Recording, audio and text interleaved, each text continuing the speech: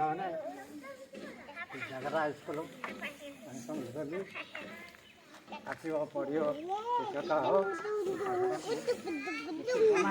ସେଥିପାଇଁ ସବୁ ଜାଗା ଛାଡ଼ିଦେଲି ଆସିବ ଏଇନା ପଢ଼ି ପାଠ ପଢ଼ିବ ଶିକ୍ଷକ ହବ ଜ୍ଞାନ ହବ ସବୁ କଥା ହଉ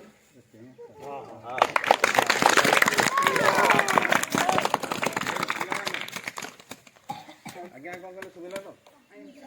ସିଏ ନିଜ ପାଇଁ କିଛି ନ କରି ତମ ପାଇଁ କିଛି କଲେ ଆମେ ଯେଉଁ ମହାପୁରୁଷଙ୍କୁ ଜୟ ଜୟ କହୁଛେ ନା ନାଇଁ ସେମାନେ ନିଜ ପାଇଁ କିଛି କରିନାହାନ୍ତି ଆମ ପାଇଁ ଜେଲ ଯାଇଥିଲେ ଫାଶୀ ଦଣ୍ଡ ପାଇଥିଲେ ମାଡ଼ ବି ଖାଇଥିଲେ ତେଣୁ ଆମେ ଜୟ କହୁଛୁ ତେଣୁ ଆଜ୍ଞା ଆମ ପାଇଁ କିଛି କରିଛନ୍ତି ଆମେ ଲେଖିଛେ ନା ଖାତାରେ ସେ ଗୋଟେ ଧ୍ୟାନ କରିଛନ୍ତି ତେଣୁ ଆମେ ବି ଚାହୁଁଛୁ ତାଙ୍କର ଆଶୀର୍ବାଦ ଆମ ପ୍ରତି ରହୁ ଆମ ସ୍କୁଲ ଉନ୍ନତି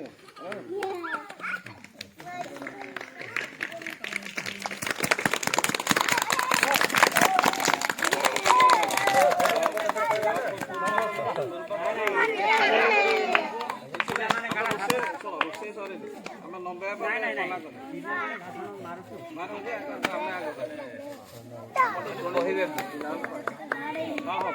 ଶାନ୍ତି ମୁଁ ପୂର୍ବତନ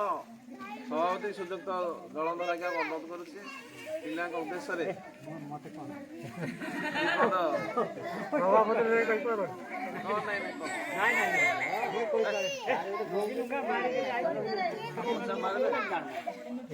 ଆମେ ଶିଖେଇବା ଅନ୍ୟାନ୍ୟ କାର୍ଯ୍ୟକ୍ରମ କରା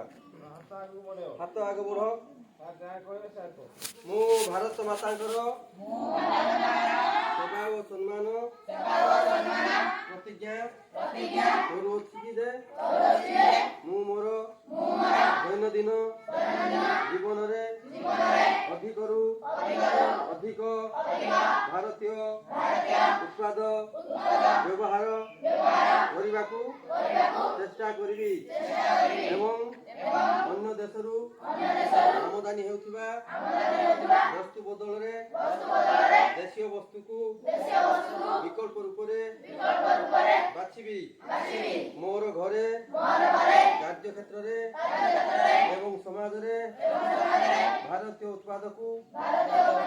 ପ୍ରାଥମିକତା ଦେବି ଏବଂ ଗ୍ରାମ କୃଷକ ତଥା କାରିଗରଙ୍କୁ ସମର୍ଥନ କରି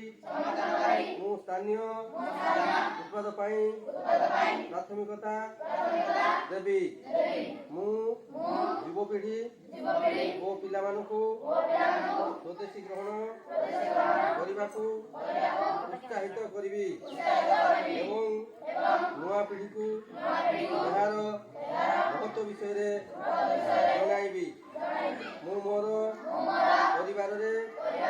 ଭାରତୀୟ ଭାଷାକୁ ବ୍ୟବହାର କରିବି ମୁଁ ପରିବେଶ ପ୍ରତି ଯତ୍ନବାନ ହେବା ସହିତ ସ୍ୱଦେଶୀ ଏବଂ ପରିବେଶ ଅନୁକୂଳ ଉତ୍ପାଦକୁ ବ୍ୟବହାର କରିବି ଏବଂ ନିଜ ଦେଶର ପର୍ଯ୍ୟଟନ କ୍ଷେତ୍ରକୁ ପ୍ରାଥମିକତା ଦେବି। ଜୟ ହିନ୍ଦ, ବନ୍ଦେ ମାତରମ୍।